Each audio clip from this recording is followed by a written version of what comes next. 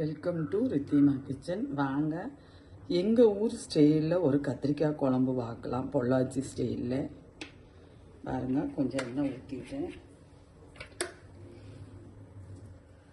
எண்ணெய் காயிட்டும் பாருங்கள். நம்ம வீட்டுக்கு தேவையான ஒரு 4 வரமிளகா எடுத்திருக்கேன். ஒரு 12 சின்ன வெங்காயம் எடுத்துருக்கிறேன். அதுவும் போட்டுருக்கேன்.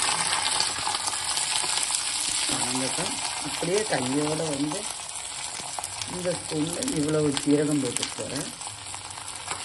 நான் குழம்புக்கு தேவையான மல்லி, நாட்டு மல்லி இவ்வளவு போட்டுட்டு போகிறேன். தேவையான கருவேப்பிலை போட்டுட்டு போகிறேன். ஒரு தக்காளி அதுவும் வெளியே போட்டு போகிறேன்.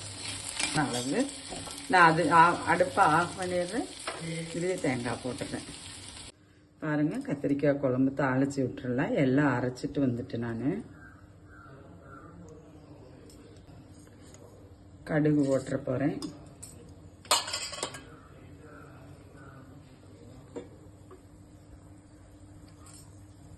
இன்னும் கடுகு பொரிஞ்சிடுச்சு. கருவேப்பிலை போட்டு அதுலேயே ஒரு வரமிளகா 2 வெள்ளை பூண்டு அரைச்சி வச்சுருக்கு. சின்ன வெங்காயம் கட் பண்ணி வச்சுருக்கேன். பாருங்க, இப்படி வணங்குன்னு கண்ணாடி பழம் வந்துருச்சுல. இது போதுமான அளவு. அதுலேயே நான் கத்திரிக்காய் கட் பண்ணி வச்சுருக்கேன்.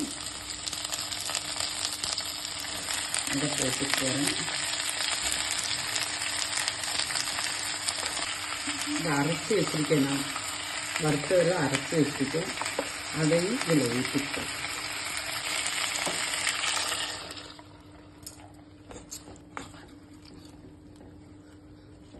புளி நான் நெல்லிக்காய் சைஸ் எடுத்து கரைச்சி வச்சுருக்கேங்க. அதையும் இதில் இப்போவே ஊற்றிக்க போகிறேன்.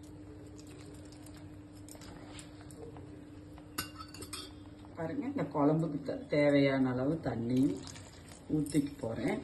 உப்பும் போட்டுக்க போகிறேன். உப்பும் ருசிக்கு தக்கன உப்பு போட்டுக்க போகிறேன்.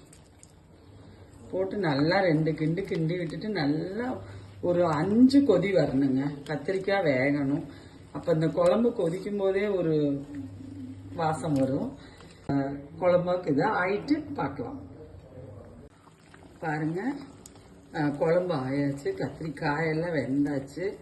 இனி இதை ஆஃப் பண்ணிக்கலாம். இந்த குழம்பு எல்லா ரைஸு கூட, ஆர்கானிக் ரைஸு கூடயா இருந்தாலும் சரி, சாதாரண வெள்ளை சாப்பாட்டு கூட எல்லாத்துக்கு கூட மேட்ச் ஆகுங்க. வாங்க நம்ம வீட்டில் சாப்பிடலாம். நன்றி, வணக்கம்.